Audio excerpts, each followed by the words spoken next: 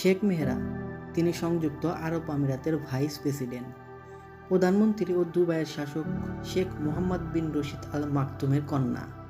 তার জন্ম ২৬ ফেব্রুয়ারি ১৯৯৪ সালে।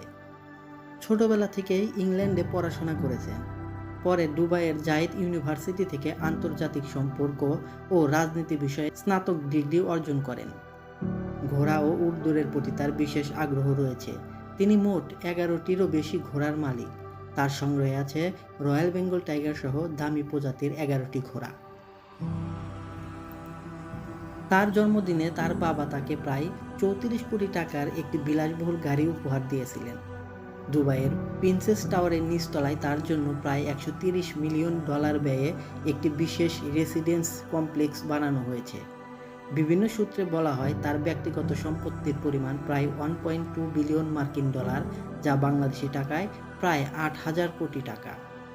হ্যাঁ, আপনি ঠিকই শুনেছেন, তার মোট সম্পত্তির পরিমাণ প্রায় ৮,০০০ কোটি টাকারও বেশি। তিনি সামাজিক উন্নয়নমূলক কাজে জড়িত এবং দুবাইয়ের রাজকীয় কার্যক্রমে বাবাকে সহায়তা করেন। তিনি ইনস্টাগ্রাম সহ সোশ্যাল মিডিয়াতে সক্রিয় এবং প্রায়ই রাজকীয় জীবনযাপন, ঘোড়া দৌড় ও সামাজিক কর্মকাণ্ডের ছবি শেয়ার করেন। এপ্রিল ২০২৩ সালে তিনি শেখ মোহাম্মদ বিন রশিদ বিন মানাহ আল মাকতুমের সাথে বিবাহ বন্ধনে আবদ্ধ হন। তবে মাত্র বছরখানেকের পর ২০২৪ সালের জুলাইয়ে তিনি ইনস্টাগ্রামে সোজাসাপটা ঘোষণা করেন যে স্বামীর সঙ্গে তার বিবাহ বিচ্ছেদ হয়েছে। তাদের একটি মেয়ে রয়েছে, যিনি মে ২০২৪ সালে জন্মগ্রহণ করেন এবং মায়ের নামের সাথে মিল রেখেই তার নামকরণ করা হয় শেখ মেহরা বিন মানাহ আল মাকতুম। ২০২৪ সালের শেষের দিকে ফরাসি মরক্কান বংশোদ্ভূত, যার নাম করিম খারবোস, তার সাথে সম্পর্কের গুঞ্জন শুরু হয়।